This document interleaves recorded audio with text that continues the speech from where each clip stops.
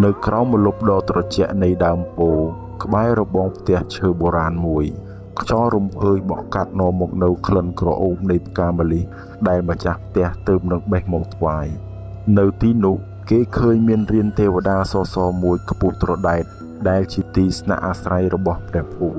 លោកគ្រងសម្លៀកបំពាក់ពណ៌មាសចាំងភ្នែកក្នុងហត្ថាមានកាន់ព្រះខ័នយ៉ាងស្វាហាប់អូយាមការមើលការខុសត្រូវក្នុងបរិវេណដីធ្លីទាំងមូល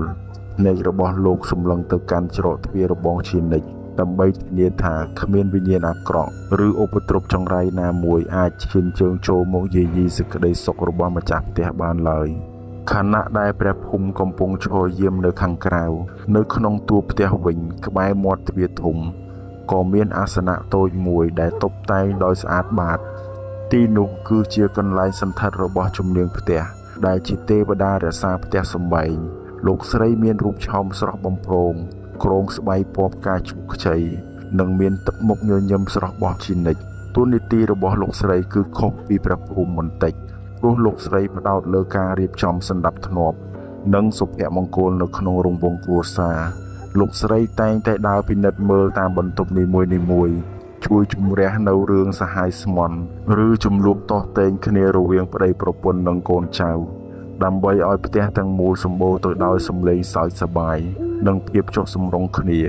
ទោះបីជាម្នាក់នៅខាងក្រៅនិងម្នាក់នៅខាងក្នុងប៉ុន្តែព្រះភូមិនិងជំនាញផ្ទះតែងតែសហការគ្នាដូចជាដៃនិងជើងនៅពេលយប់ស្ងាត់គេតែងឃើញពន្លឺភ្លើងខៀវស្រងាត់ហោះចេញពីរានព្រះភូមិឆ្ពោះទៅកាន់អាសនៈជំនាញផ្ទះដើម្បីពិភាក្សាគ្នាអំពីសុខទុក្ខរបស់សមាជិកក្នុងផ្ទះប្រសិនបើមានមនុស្សប្លែកមុខដែលមានបំណងមិនល្អ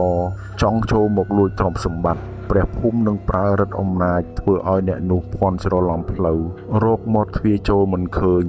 ឬមានអារម្មណ៍ខ្លាចរអាមិនហ៊ានចូលក្បែររបងផ្ទះចំណែកឯជំនាញផ្ទះវិញប្រសិនបើឃើញម្ចាស់ផ្ទះកំពុងមានទុក្ខព្រួយឬរកស៊ីមិនសូវកាក់កបលោកស្រីនឹងជួយបន្ទន់ចិត្តឲ្យម្ចាស់ផ្ទះមានស្មារតីភ្លឺស្វាងឬនាំលាភសក្ការៈតាមរយៈសុបិនឲ្យម្ចាស់ផ្ទះបានដឹងជាមុនរាល់ថ្ងៃសិលម្ចាស់ផ្ទះតែងតែរៀបចំផ្លែឈើនំចំណីនិងអុជធូបក្រអូបឈ្ងុយឈ្ងប់ទាំងនៅរានព្រះភូមិនិងអាសនៈជំនាញផ្ទះក្នុងចិត្តរបស់ម្ចាស់ផ្ទះមានជំនឿមុតមមថាដរាបណាពួកគេនៅតែប្រព្រឹត្តអំពើល្អនិងគោរពដឹងគុណដល់ម្ចាស់ទឹកម្ចាស់ដីនោះលោកទាំងពីរនឹងបន្តឈរជើងជាបង្អែកដ៏រឹងមាំដើម្បីការពារថែរក្សាគ្រួសារឲ្យជួបតែសេចក្តីសុខត្រជាក់ត្រជុំជារៀងរហូត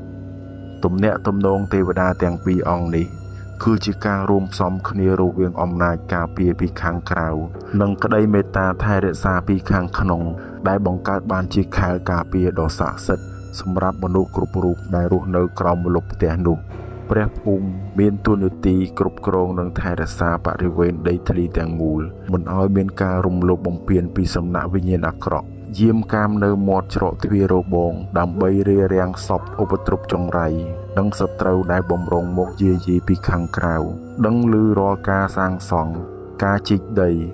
ឬការផ្លាស់ប្ដូរផ្សេងៗដែលកើតឡើងនៅលើផ្ទៃដីនោះនាំមកនូវជោគជ័យនិងការរីកចម្រើនដល់ម្ចាស់ដីដែលដឹងគុណនិងគោរពតាមទំនៀមទម្លាប់រីឯជំនាញផ្ទះវិញមានតួនាទីរក្សាសណ្ដាប់ធ្នាប់ក្នុងផ្ទះមើលខុសត្រូវលើរបៀបរៀបរយនិងភាពស្អាតបាតនៅក្នុងតួផ្ទះទាំងមូលអ្នកផ្ដល់ភាពត្រជាក់ត្រជុំបង្កបរិយាកាសរីករាយជួយសម្រុះសម្រួលចំនួនក្នុងគ្រួសារនិងធ្វើឲ្យសមាជិកផ្ទះមានសេចក្តីសុខផ្លូវចិត្តការពារមាសប្រាក់និងទ្រព្យសម្បត្តិដែលផ្ទុកនៅក្នុងផ្ទះមិនឲ្យបាត់បង់ឬវិនាសទៅដោយងាយជាអ្នកនាំលាភសក្ការៈតាមសុបិនជារឿយតែងតែផ្ដល់សញ្ញាឬប្រាប់ដំណឹងល្អៗដល់ម្ចាស់ផ្ទះដើម្បីឲ្យត្រៀមខ្លួនទទួលលាភជ័យ